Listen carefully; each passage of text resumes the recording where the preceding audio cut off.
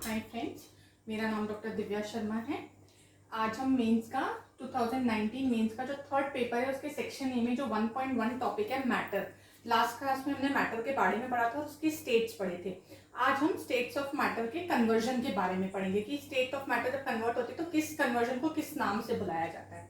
So first thing is, जब आप solid state को लिक्विड स्टेट में कन्वर्ट करते हो, सॉलिड स्टेट मतलब जैसे आइस है, आइस को आप लिक्विड स्टेट में मतलब वाटर में कन्वर्ट कर रहे हो, इस प्रोसेस को हम फ्यूजन कहते हैं। क्या कहते हैं इस प्रोसेस को? फ्यूजन। और जिस टेम्परेचर पे सॉलिड से लिक्विड स्टेट में कन्वर्ट होती है कोई भी सॉलिड लिक्विड, उसको हम उसका मेल्टिंग पॉइंट कहते हैं।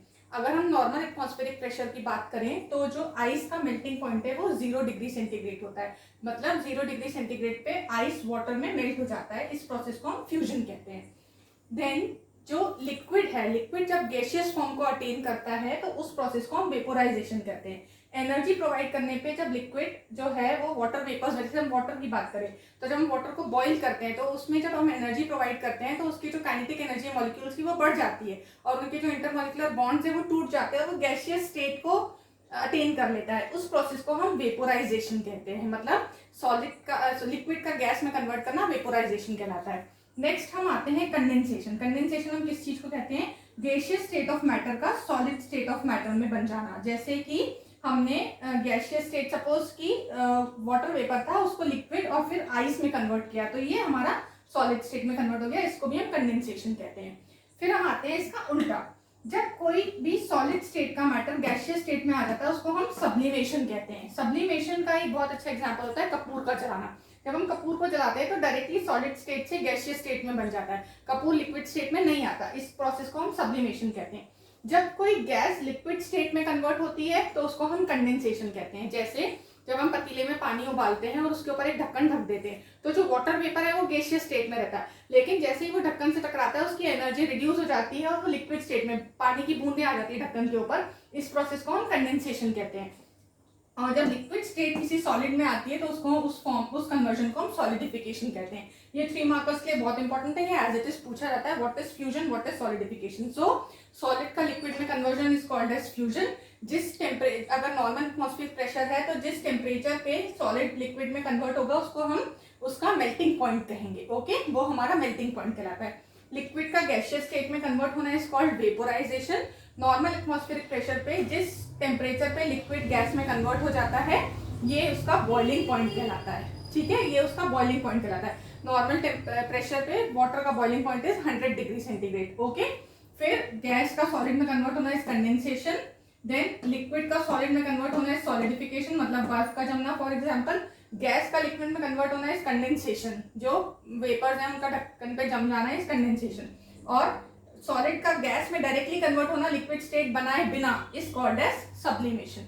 तो ये स्टेट्स ऑफ मैटर और उनके कन्वर्जन के ये कुछ नाम है, जो स्पेसिफिक नाम है जो यूज होते हैं और हमको इनको इन्हीं फॉर्म में यूज करना है। ठीक है, अब यहाँ पे 2 चीजें आती हैं। ठीक है, हमको ये पता है कि सॉलिड में इंटरमॉलिक्यूलर फोर्स ऑफ अट्रैक्शन बहुत ज्यादा होता है, तो उस फोर्स ऑफ अट्रैक्शन को ब्रेक करने के लिए हमको उसको एनर्जी प्रोवाइड करनी पड़ती है, राइट। तो जब हम एनर्जी प्रोवाइड करते हैं तो उसकी स्टेट चेंज होती है लिक्विड में, फिर लिक्विड में जब और एनर्जी प्रोवाइड करते हैं तो वो चेंज होती है सॉलिड में, है ना। तो जब आप बर्फ को 0 डिग्री सेंटीग्रेड पे छोड़ देंगे तो वो मेल्ट होती है लिक्विड फॉर्म में, मतलब पानी बना लेती है। सो फ्यूजन में मेल्टिंग पॉइंट इंपॉर्टेंट होता है। So at normal pressure and at normal atmospheric pressure water का मेल्टिंग पॉइंट, मतलब आइस का melting point is 0 degree centigrade. Okay, फिर जब हम किसी लिक्विड को एनर्जी प्रोवाइड करते हैं तो उसकी काइनेटिक एनर्जी उसके मॉलिक्यूल्स की इतनी बढ़ जाती है कि उसके इंटरमॉलिक्यूलर फोर्स ऑफ अट्रैक्शन बहुत वीक हो जाता है, वो गैसियस फॉर्म अटेन कर लेता है। इस चीज को हम इसका बॉइलिंग पॉइंट कहते हैं। Eight normal atmospheric pressure boiling point of water is 100 degree centigrade. Okay, ये स्टेट्स ऑफ मैटर है। अब यहाँ पे 2 वर्ड्स और बहुत इंपॉर्टेंट जाते हैं। एक जिसको हम कहते हैं लेटेंट हीट। इसका कंसेप्ट समझेंगे हम कि लेटेंट हीट का कंसेप्ट होता क्या है। लेटेंट हीट ये 2 तरह की होती है। पहले हम लेटेंट हीट क्या होती है ये समझेंगे। Latent heat is the amount of energy absorb और released by any matter by virtue of its change in state. मतलब किसी भी मैटर का अगर आपने स्टेट चेंज किया है, किसी भी मैटर का आपने स्टेट चेंज किया है ना, मतलब स्टेट चेंज किया मतलब सॉलिड को लिक्विड में किया है, लिक्विड को गैस में किया है, गैस को सॉलिड में किया है ना, तो bye virtue of its change in state, किसी भी मैटर का bye virtue of change in state जो एनर्जी या तो एब्जॉर्ब हो रही है या रिलीज हो रही है, ठीक है, एब्जॉर्ब हो रही है या रिलीज हो रही है। अब देखिए तो उसको हम लेटेंट हीट कहते हैं। एब्जॉर्ब और रिलीज किस किस चीज में, सपोज देखिए अगर आपने सॉलिड को लिक्विड में कन्वर्ट किया है ना, तो लिक्विड की एनर्जी सॉलिड से ज्यादा है, इसका मतलब कि सॉलिड एनर्जी को अब्सॉर्ब करेगा और लिक्विड में कन्वर्ट करेगा, है ना, सॉलिड एनर्जी अब्सॉर्ब करेगा और लिक्विड में कन्वर्ट कर देगा। इसका मतलब 0 डिग्री सेंटीग्रेड पे जो बर्फ है उसकी एनर्जी कम है और 0 डिग्री सेंटीग्रेड पे जो पानी है उसकी एनर्जी ज्यादा है, क्योंकि इस बर्फ ने कुछ एनर्जी ली है और तभी वो लिक्विड फॉर्म में कन्वर्ट हुई है। इसका एग्जाम्पल है जब आप बर्फ को हथेली पर रखते हैं तो आपको हथेली में ठंडक महसूस होती है। क्यों होती है? क्योंकि वो बर्फ सॉलिड है, वो आपकी स्किन से, आपके बॉडी से एनर्जी ले रहा है और तभी वो लिक्विड फॉर्म में कन्वर्ट हो पा रहा है। That is why you are feeling cold at that place, है ना। तो ये लेटेंट हीट क्या है? That is the amount of energy absorb या फिर रिलीज भी हो सकता है अगर इसका उल्टा हो रहा है, वो मैं बताती हूँ। तो amount of energy absorb by any matter to convert its state from one state to another. तो ये आपको समझ में आया लेटेंट हीट, है ना। अब दूसरी चीज है एनर्जी रिलीज किस चीज में होगी? अगर आपने किसी गैस को कंप्रेस किया है ना, किसी गैस को कंप्रेस किया है लिक्विड स्टेट में या सॉलिड स्टेट में, ड्राई आइस जिसको हम कहते हैं सॉलिड स्टेट में, है ना, जो कि कार्बन डाइऑक्साइड रहती है। आपने किसी गैस को लिक्विड या सॉलिड स्टेट में, तो जो गैस के मॉलिक्यूल्स हैं उनकी काइनेटिक एनर्जी ऑलरेडी बहुत ज्यादा है ना।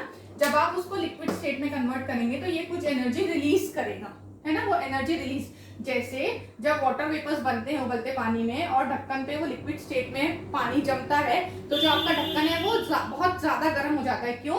बिकॉज इस गैसियस वेपर्स ने कुछ एनर्जी रिलीज करी अपने आप को लिक्विड स्टेट में कन्वर्ट करने के लिए, ठीक है। ये दो चीजें, ये एनर्जी रिलीज हुई इस केस में, है ना। तो व्हाट इज लेटेंट हीट?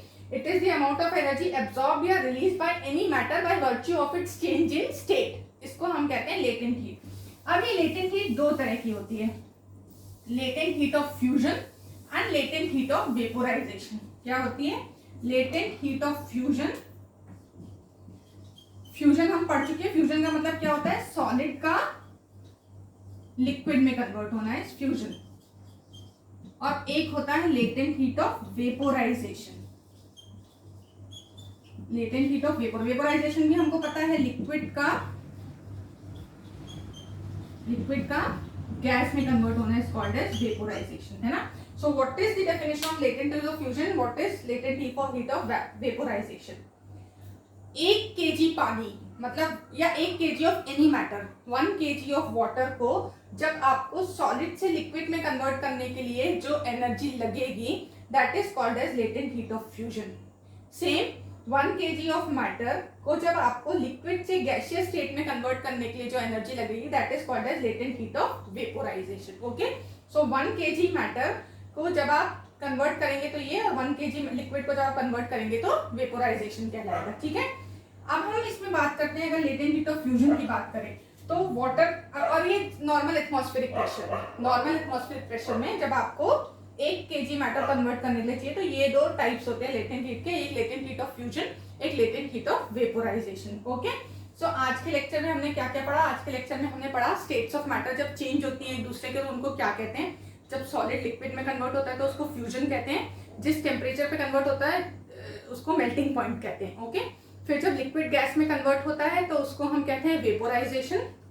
जिस टेम्परेचर पे होता है उसको हम उसका बॉइलिंग पॉइंट कहते हैं। फिर जब हम अगर इसका उल्टा जाएं, गैस अगर लिक्विड में कन्वर्ट होता है तो उसको हम कहते हैं कंडेंसेशन। जैसे वाटर वेपर अगर पानी बनाता है और लिक्विड अगर सॉलिड में होता है तो उसको भी हम कहते हैं कंडेंसेशन।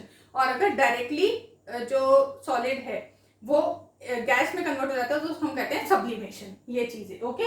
फिर हमने पढ़ा लेटेंट हीट का concept, it is the amount of energy absorbed या released at the time of state change of matter. किसी भी मैटर का अगर आप स्टेट चेंज करो, ये दो तरह की होती है, latent heat of fusion, latent heat of vaporisation.